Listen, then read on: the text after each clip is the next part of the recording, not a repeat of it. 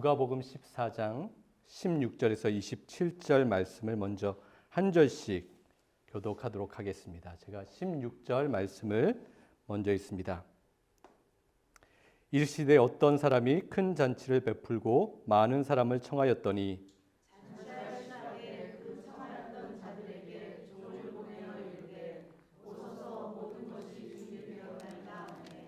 다 일치하게 사양하여 한 사람은 이르되 나는 밭을 샀음에 아무래도 나가 보아야 하겠으니 정컨대 나를 양해하도록 하라 하고 또 한 사람은 이르되 나는 소 5뼈를 샀음에 시험하러 가니 정컨대 나를 양해하도록 하라 하고 또 한 사람은 이르되 나는 장가 들었으니 그러므로 가지 못하겠노라 하는지라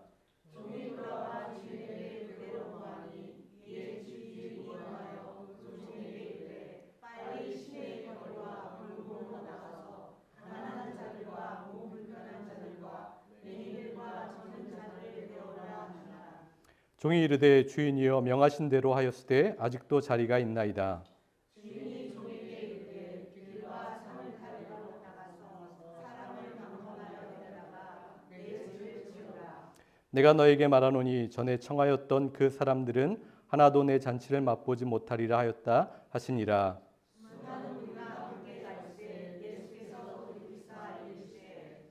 물은 내게 오는 자가 자기 부모와 처자와 형제와 자매와 더욱이 자기 목숨까지 미워하지 아니하면 능히 내 제자가 되지 못하고 누구든지 자기 십자가를 지고 나를 따르지 않는 자도 능히 내 제자가 되지 못하리라. 아멘. 요한복음을 기록한 사람은 요한이죠. 그 요한은 자기 스스로 별명을 붙였어요. 재미있죠? 보통 별명은 내가 남에게 붙여주거나 다른 사람이 나에게 붙여주는 것이 별명이잖아요. 그런데 자기 스스로 자기에게 별명을 붙였다라는 거예요. 그런데 그 별명을 보면 더 인상적입니다. 자신이 쓴 요한복음에 5번이나 그렇게 자신의 별명을 기록하고 있어요. 자신을 이렇게 소개합니다. 예수께서 사랑하는 제자 또는 예수께서 사랑하는 자로 부릅니다. 흥미롭죠? 다른 사람이 들으면 정말 꼴보기 싫다라고 생각할지도 모르겠어요. 자기만 잘났나? 자기만 사랑받나? 참 뻔뻔하다라는 생각을 하게 될지도 모르겠어요. 그런데 여러분 너무 속단하지 마세요. 요한이 복음서를 쓰기 전에 이미 마태, 마가, 누가가 복음서를 3권 썼잖아요. 그리고 요한이 그 복음서를 기록할 때는 이미 20년이나 지난 이후에 복음서를 쓰고 있어요. 요한은 이미 다른 3사람이 그 복음서에 자기에 대해서 어떻게 썼는지를 잘 알고 있고 다 읽었습니다. 그런데 다른 복음서에 나오는 요한의 모습은 그리 사랑받기에는 부족한 모습으로 쓰여져 있어요. 자기 잘난 것을 뽐내던 사람이었죠. 성격도 얼마나 불같았는지 항상 너무 앞서 나가는 사람이었어요. 그래서 예수님께 걱정을 끼쳐드리는 그러한 사람이었습니다. 그리고 승부욕은 얼마나 컸습니까? 다른 제자들보다 더 높아지기를 놓고 정말 심하게 싸웠던 그러한 사람이었어요. 실제 요한의 모습은 사랑을 받기에는 빈틈이 너무나 많고 허물이 많았던 사람이었어요. 자신의 욕심으로, 자신의 생각으로, 자신의 의로움으로 자신 안을 가득 채우고 있었던 사람이었습니다. 그런데 어떻게 또 왜 요한이 자신의 별명을 지으면서 예수님께 사랑받던 제자라고 그렇게 부르게 되었을까요? 사실 요한이 자신을 예수님의 사랑받는 자라고 했던 것은 자기 자신이 아니라 예수님을 자랑하기 위해서 그렇게 쓰고 있는 거예요. 자신의 선함이 아니라 바로 예수님께서 선하시기 때문에 자신이 그러한 사랑을 받았다라는 것을 고백하는 거예요. 강조하는 거예요. 자신은 사랑받을 만한 자격이 절대 없는 사람이었어요. 그런데 선하신 하나님의 그 위대하심이 나는 부족하고 연약한데 하나님의 사랑이 너무나 커서 내가 그럼에도 불구하고 하나님의 사랑을 받는 자가 되었다라고 말씀하고 있는 거예요. 요한은 자신 안에 수많은 것들로 가득 채우고 있었죠. 욕심, 질투, 분노, 성공을 향한 욕망, 높은 자리에 대한 끝없는 경쟁심으로 자신을 꾹꾹 누르고 눌러서 가득 채우고 있었던 사람이었어요. 그러한 자신에게 주님께서 찾아오셨죠. 그래서 그 가득 채워진 것들을 하나하나 비워나가시는 것들을 주님과 함께 살아가면서 경험하게 되었어요. 자신 안에 있는 잘못된 것들을 주님께서 다 하나하나 비워가시고 깨끗하게 하시고 다시 주님의 것들로 채워가는 그 경험을 하게 되었습니다. 그래서 고백하는 거예요. 내가 사랑받음도, 내가 주님의 제자 된 것도, 내가 주님을 위해서 고난받는 것도, 내가 주님의 나라를 위해서 이렇게 애를 쓰고 힘을 쓰는 것도 그것은 내가 잘나거나 나에게 선함이 있어서가 아니라 바로 하나님께서, 주님께서 나를 그렇게 만드셨고 은혜를 허락하셨기 때문에 내가 이러한 삶을 살아가고 있다라고 주님을 자랑하고 주님을 드러내고 있는 거예요. 여러분, 우리도 그렇죠. 우리가 주님의 사랑을 받고 구원의 은총을 누리며 어떻게 이 자리에서 이렇게 예배하고 있습니까? 나에게 조금이라도 선함이 있어서 그럴까요? 그렇지 않다라는 것 우리 잘 알고 있지요. 오직 주님께서 선하심으로 우리가 이 놀라운 은혜를 지금 누리고 있는 거예요. 내 안에 가득 차 있는 것들을 비워나갈 때 하나님께서 진리의 것으로, 주님께서 기뻐하시는 것으로 가득 채워주신다라고 우리에게 약속하셔요. 예수님께서 공생애에 3년 동안 제자들과 사시면서 어떠한 일을 하셨습니까? 제자들에게 큰 능력을 주시고 힘을 주시고 권력을 주시고 영향력을 주시지 않으셨어요. 그들과 함께 하시면서 그들 안에 있는 수많은 잘못된 것들을 어떻게 비워내고 어떻게 끄집어내는지를 알려주시고 그 일을 행하셨습니다. 비우고 털어내고 깎아내는 일을 하셨어요. 그래야지만 제자들 안에 진정 주님께서 원하시는 하늘의 진리의 것들이 담길 수 있기 때문에 그러한 일들을 하셨어요. 여러분, 우리도 그렇죠. 지금 우리 안에, 내 안에 무엇이 가득 차 있습니까? 이 예배하는 순간에도 내 생각 안에는, 내 마음속에는 무엇이 가득 차 있느냐라는 질문인 거예요. 세상에 대한 걱정이 있어요. 두려움이 있습니다. 불안함이 있어요. 답답함이 있어요. 하나님에 대한 기대 없음이 있습니다. 불평과 실망이 꽉 차서 우리를 지금도 흔들고 있지 않습니까?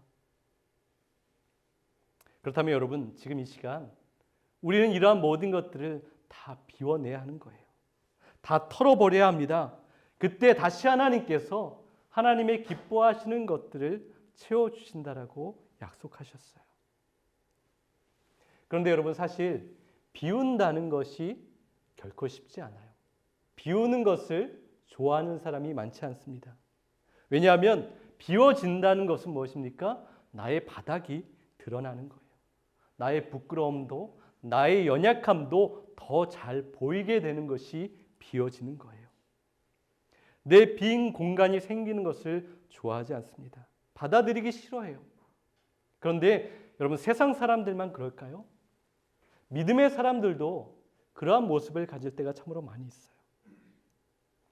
비어있거나 부족한 것을 견디지 못합니다. 모두가 다 가득 찬 것을 좋아해요. 교회도 가득 찬 것 좋아하고요. 돈이 가득 찬 것, 그것을 좋아합니다. 그래서 교회에서 쏟아지는 메시지도 언제나 차고 넘치는 것, 차고 넘쳐서 흘러 넘치는 것, 그것이 축복이라고 그렇게 생각하고 그렇게 전하고 있어요. 그런데 여러분, 이렇게 꽉 찬 상태가 하나님의 복을 받는데 걸림돌이 될 수 있다는 것을 우리는 알아야 합니다. 너무 가득 채워져서 조금의 부족함도 없어서 하나님에 대한 어떠한 기대나 하나님에 대한 소망이나 하나님에 대한 간절한 기도가 멈추게 될 수 있다는 거예요. 여러분, 하나님은 빈 공간을 채우시는 분이십니다. 하나님께서는 그것을 보여주셨어요. 특별히 예수님을 통해서 그것을 우리에게 보여주셨는데요. 결혼식장에서 놀라운 기적을 하나 이루셨죠. 꼭 있어야 했던 것이 사라졌을 때 절망할 수밖에 없는 상황이 되었어요. 그런데 주님께서는 그 빈 항아리에 물을 가득 채우시고 그 물로 최고의 포도주를 만들어 주셨어요. 그냥 단지 물을 포도주로 바꾼 것이 아닙니다. 절망과 고통의 텅 빈 자리를 기쁨과 즐거움으로 채워주셨어요. 예수님은 수가성 우물가의 한 여인을 만나서 그녀의 텅 빈 삶을 가득 채워주셨습니다. 하나님의 말씀을 들으러 광야로 나왔던 수많은 사람들이 있었죠. 영적으로 또한 육신적으로 부족하고 비어 있었던 사람들이었어요. 그들에게 예수님께서 하늘의 신비하고 놀라운 진리의 말씀을 전하여 주셔서 영적으로 그들을 채워주셨습니다. 그리고 배고픈 그들의 육적인 그 배고픔도 떡과 물고기로 실제적으로 충만하게 충족하게 채워주셨어요. 딸의 죽음으로 텅 빈 회당장 야이로의 집에는 부활의 기적으로 그 온 가정의 기쁨이 가득 차게 해주셨습니다. 성경의 기록들을 세심히 한번 보세요.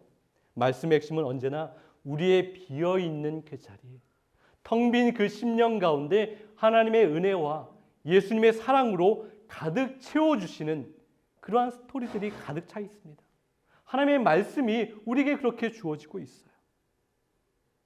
그런데 여러분, 모두가 다 그랬던 것은 아니에요. 예수님을 찾아왔던 많은 사람들 중에서 자신은 가득 찼다라고 생각하면서 착각하면서 예수님을 찾아왔다가 그냥 그 모습 그대로 돌이켜서 자신의 길로 갔던 사람들도 있었어요. 부자 청년이 예수님을 찾아왔습니다. 그렇죠? 그런데 그 안에는 돈으로 꽉 차 있었던 사람이었어요. 그리고 그는 그것을 비울 수가 없어서 다시 예수님을 떠나서 자신의 자리로 돌이켜 갔습니다. 서기관과 바리새인 율법학자들은 예수님의 가르침에 항상 귀 기울이면서 다가왔던 사람들이었어요. 그런데 그들 삶에는 자신만이 옳다는 깨지지 않는 생각, 굳어진 그러한 가치관이 비어지지 않고 꽉 차 있었습니다. 그들은 예수님이 채우실 만한 빈 공간이 없었어요. 그리고 그들은 더 나아가서 자기 스스로 비울 생각도 가지고 있지 않았습니다. 왜냐하면 비우는 과정에는 고통이 따르기 때문에 그래요. 그래서 비우는 것을 원하지 않는 사람이 더 많습니다. 그저 지금까지 자신이 유지하고 있었던 것을 계속 가지고 있고 싶은 거예요. 그것을 잃어버리는 것을 원치 않아요. 아니요, 조금 비워지기라도 하면 거기에서 어떻게 해서든지 더 가득 채우려고, 더 메꿔 넣으려고 그렇게 애를 쓰고 발버둥을 칩니다. 오늘 본문 누가복음 14장에서 매우 큰 잔치가 열려지는 그러한 비유의 말씀을 주님께서 하고 계세요. 예수님께서 바리새파 사람의 집에 들어가서 식사를 하고 있어요. 그런데 그 자리에 있던 모든 사람들이 예수님을 지켜보고 있습니다. 성경의 표현에는 되게 재밌게 이야기하고 있어요. 엿보고 있다. 좋은 표현은 아니죠. 예수님을 그렇게 바라보고 있습니다. 자신이 다 채워졌다라고 생각하는 사람들은 누군가를 바라볼 때 이렇게 비판적인 시선을 가지고 바라볼 때가 참으로 많이 있어요. 다른 사람을 바라보는 그 생각의 넓이가 굉장히 아주 좁게 설정이 되어 있어요. 눈에 불을 켜고 지켜본다라는 그러한 표현이 있죠. 자신의 의로움으로 가득 차다 보니까 모든 사람을 그러한 시선으로 바라보고 있는 거예요. 그 마음의 넓이가 너무나 좁아요. 거기를 넘어가면 받아들일 수가 없는 거예요. 그 사람들이 그랬습니다. 그런데 지금 그 대상이 누가 되고 있죠? 바로 예수님이 그 대상이 되고 있어요. 여러분, 미련한 인간이 어디까지 올라갈 수 있는지, 어디까지 교만해질 수 있는지를 우리에게 보여주고 있어요. 하나님의 아들이신 예수님을 보면서도 그러한 시선으로 예수님을 바라보고 엿보고 있어요. 그리고 지금 그 허물을 찾아냈습니다. 14장 앞부분에 등장하는 내용이에요. 그때 마침 예수님 앞에 수종병에 걸린 사람이 찾아 나왔다라고 기록하고 있어요. 수종병은 부종이라고 하죠. 몸 안에 물이 가득, 복부에 물이 특별히 가득 차서 내부 장기를 누르는 거예요. 물이 가득 차서 심한 통증을 불러오는 그러한 질병을 가진 사람이 예수님 앞에 찾아왔어요. 심각한 질병의 후유증으로 몸에 물이 가득 차서 고통 가운데 예수님 앞에 나왔습니다. 누가복음 14장 3절을 한번 볼까요? 이렇게 말씀하고 있어요. 예수께서 율법 교사들과 바리새파 사람들에게 물으셨다. 안식일에 병을 고치는 것이 옳으냐 옳지 않으냐라고 예수님께서 질문하셨어요. 예수님의 질문에 그 자리에 있던 많은 사람들이 있었던 것 같아요. 그런데 거기에 있던 사람들이 다 입을 꽉 다물었어요. 아무도 얘기하지 않습니다. 뭔가 불편한 거예요. 예수님의 질문에 대답하기가 싫은 거예요. 뭔가 불편하고 불만이 섞인 모습인 것이죠. 그 질문 자체가 자신들을 불편하게 만들었어요. 불만이 가득 찼는데 뭐라고 답해야 할지 지금 심각하게 고민을 하게 되었어요. 그런데 예수님께서 그들의 답을 기다리지 않고 놀라운 일을 행하시죠. 그 사람에게 손을 대시고 그 사람의 질병을 그 자리에서 바로 치료해 주셨습니다. 여기 두 개의 시선이 교차합니다. 하나는 예수님의 시선이에요. 예수님은 그 병자를 보면서 사랑의 마음과 긍휼의 마음으로 보고 계세요. 그 병자의 아픔을 보셨습니다. 그 병으로 고통당하면서 텅 빈 인생, 그를 불쌍히 긍휼히 여기면서 보셨어요. 하나님의 사랑과 위로와 회복이 필요한 온전한 인격체, 존중하는 눈빛으로 그를 바라보셨습니다. 또 하나의 시선은 그 자리에 있었던 다른 사람들의 눈길이었어요. 그들은 이 아픈 사람을 단지 자신들의 걸림돌로 바라보고 있어요. 온전히 자신들과 동일한 존재의 인격체로 그렇게 바라보지 않습니다. 그런 사람으로 인정하지 않아요. 그저 지금 즐거운 식사 자리를 방해하는 해방꾼 정도로만 바라보고 있습니다. 곧 죽을 병도 아닌데 굳이 이 안식일 날 찾아와서 우리 이 즐거운 식탁의 자리를 불편하게 만들고 좋지 않은 자리로 만들고 있다라는 그렇게 못마땅하게 바라보고 있는 거예요. 이 사람들은 공감하지 못하고 있어요. 자신들이 텅 빈 것이 없으니까, 그러한 경험을 하지 못하니까 그 사람을 이해하지 못합니다. 그 아픈 사람의 고통에 대해서, 그 슬픔에 대해서 공감하지 못하고 불쌍히 여기지 못하고 있어요. 예수님이 그 사람을 기적적으로 고쳐주셨을 때 여러분, 정답, 온전한 반응은 어떠한 반응으로 나타나야 했을까요? 그 자리에서 환호성이 터져 나와야 하는 것이 아닙니까? 모두가 다 일어나서 박수를 치며 기뻐해야 되는 거 아니에요? 주님의 큰 기적을 보며 감격하고 놀라서 정말 감격의 눈물을 흘리고 너무나 즐거워서 웃음소리가 그 장소 안에 가득 차야 되는 것이 아닙니까? 그런데 이 놀라운 기적이 일어났는데 그 자리는 더 적막해졌어요. 한마디 소리도 들리지 않아요. 환호성이나 박수, 찬양, 훌쩍이는 소리나 기쁨의 웃음소리가 있지 않았어요. 반대로 그곳의 분위기는 더욱 썰렁해져 버렸습니다. 처음보다 더 불평과 불만이 가득한, 화가 나서 씩씩거리는 그러한 모습이 그 안에 가득 차 버렸어요. 여러분, 그곳에 있었던 사람들에게는 빈 공간이 없었습니다. 그들의 마음속에는 자신만의 생각과 가치관이 꽉 차 있었어요. 그 관점으로 보니까 예수님이 지금 행하신 것은 잘못된 거였어요. 예수님은 틀린 행동을 하셨다라고 그렇게 불만을 가지고 있습니다. 그 자리에 있었던 사람들은 하나님의 나라가 바로 이 땅 가운데 임재하는 것을 본 거예요. 육신을 입으신 하나님을 만났습니다. 그 육신을 입으신 하나님 예수님께서 주시는 하늘의 신비한 말씀을 들었어요. 그리고 그분이 작은 터치로 심각한 질병 가운데 있었던 사람을 고치는 것을 보았어요. 그것도 누구한테 간접적으로 전해 들은 것도 아니에요. 자신의 코앞에서 직접 자신이 그것을 보았습니다. 여러분, 이만하면 달라질 만도 하지 않습니까? 새롭게 변화되고 무릎 꿇고 회개하고 새 사람이 될 만하지 않습니까? 그런데 그 자리에 있었던 사람들의 눈에는 오직 하나만 보였어요. 예수님이 나를 잘못 고른 것, 잘못된 날에 그 일을 행하셨던 것, 그거 하나만 보고 있습니다. 이 사람을 하룻밤만 더 고생하게 놔두셔도 되는데 왜 굳이 오늘 그 일을 행하셨느냐라는 그러한 불만을 가지고 있는 거예요. 그 소리가 목구멍까지 차올라 있는 거예요. 여러분, 그들에게는 빈 공간이 없어요. 빈 공간이 없는 사람들에게는 하나님의 은혜가 일할 수 없다라는 것을 말씀합니다. 하나님이 하실 것에 대한 기대도 소망도 없어요. 그저 자신들의 생각과 고집으로 가득 채우고 있습니다. 그래서 변하지 않는 거예요. 이 사람들에게 오늘 본문의 말씀을 통해서 예수님께서 비유로 말씀하십니다. 하나님께서 큰 잔치를 열고 많은 사람을 그 자리에 초대하시지요.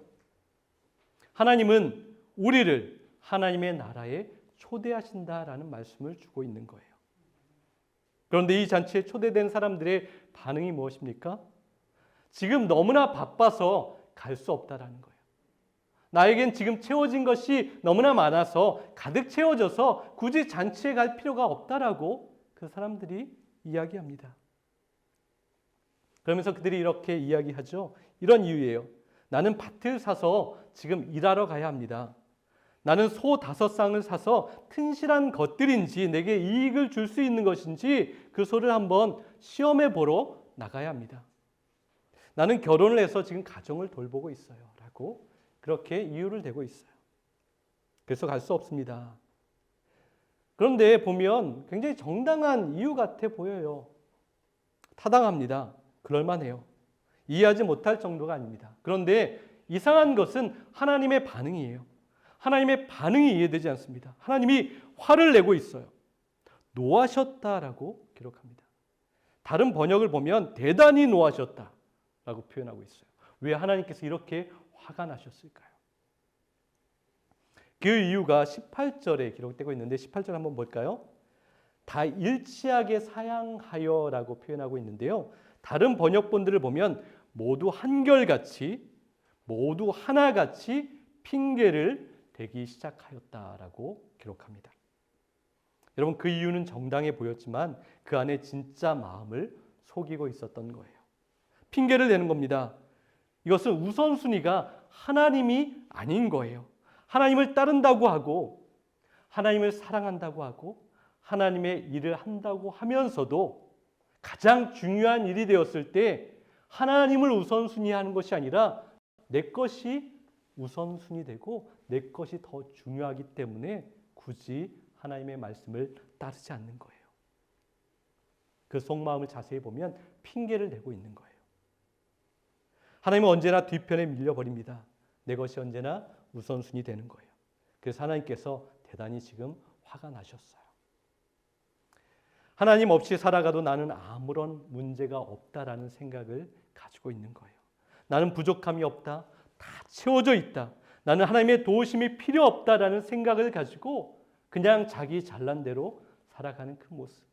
그것을 하나님께서 견디실 수 없어 하십니다.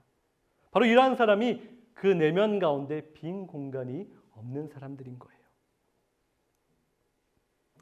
여러분, 이렇게 빈 공간이 없는 사람이 사실 가장 불쌍한 사람입니다.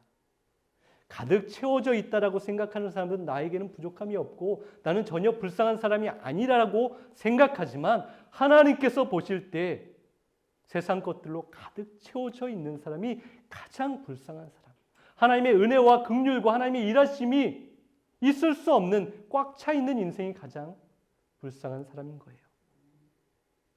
바울이 그랬죠. 처음에 빈 공간이 없었던 사람이었습니다. 항상 자신감에 차 있었어요. 자신의 생각과 신념과 가치관이 언제나 옳았습니다. 그런데 그가 진정으로 예수님을 만나고 나서 어떻게 변화되었지요? 그가 깊이 깨달은 것이 무엇입니까? 텅 빈 자에게 주시는 은혜를 그는 발견하게 되었어요.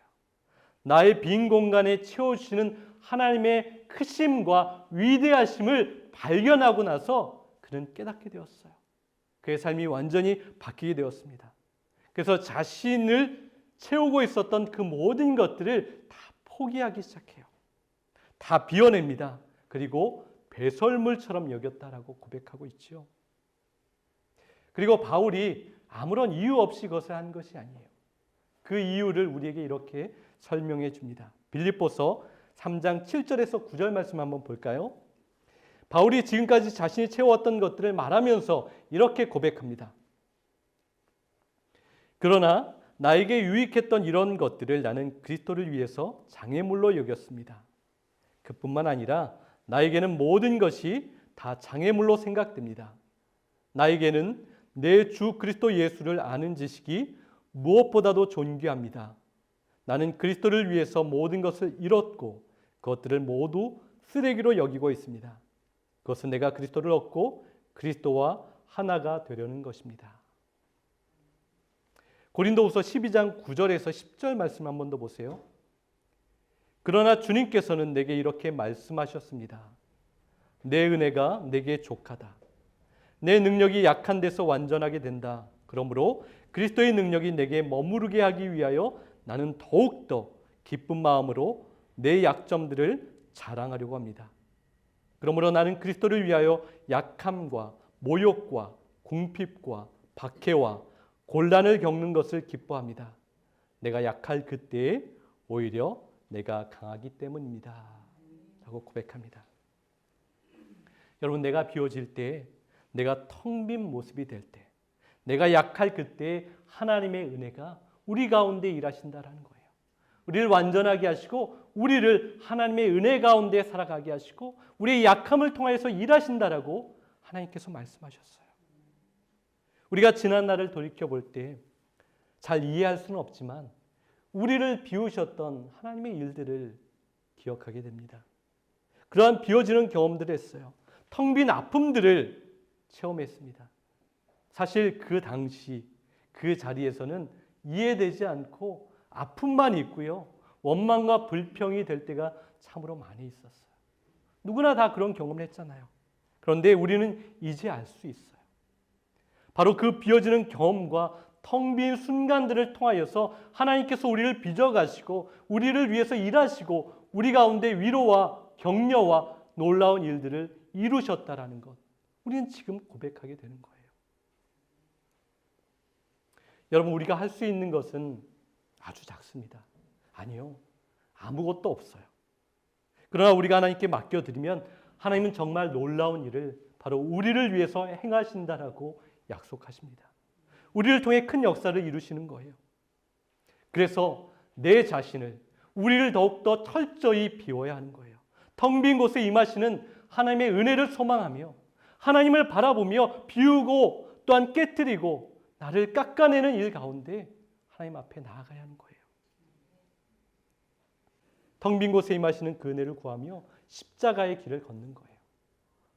나에게 맡겨주신 그 십자가를 지고 주님을 따르지 않으면 제자가 될 수 없다라고 말씀하셨어요.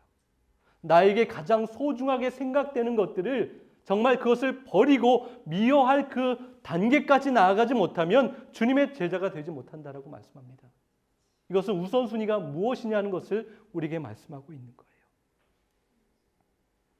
19세기에 부흥 강사였던 무디 목사님 있죠. 그 목사님이 이러한 글을 썼습니다. 한번 들어보세요. 나는 우리 마음에서 하나님의 법에 반하는 교만과 이기심, 이기적인 야망 같은 것이 모조리 비워지는 순간 성령이 들어와 우리 마음을 구석구석 가득 채워주신다고 굳게 믿는다. 계속해서 교만과 자만, 이기심, 쾌락, 세상이 꽉 들어차 있으면 하나님의 영이 들어오실 여지가 없다. 다른 것으로 꽉 차 있으면서 하나님께 자신을 채워달라고 기도하는 사람이 많다. 그런 기도를 드리기에 앞서 먼저 자신을 비워달라는 기도를 드려야 한다. 먼저 비움이 있어야 채움이 가능하다.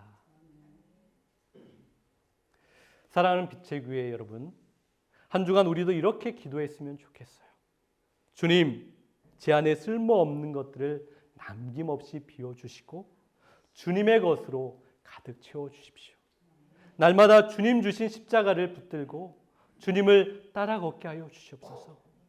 세상 것, 내가 사랑하는 것, 그것을 우선순위 하는 것이 아니라 하나님을 우선순위에 놓고 하나님을 따르는 자 되게 하여 주시옵소서.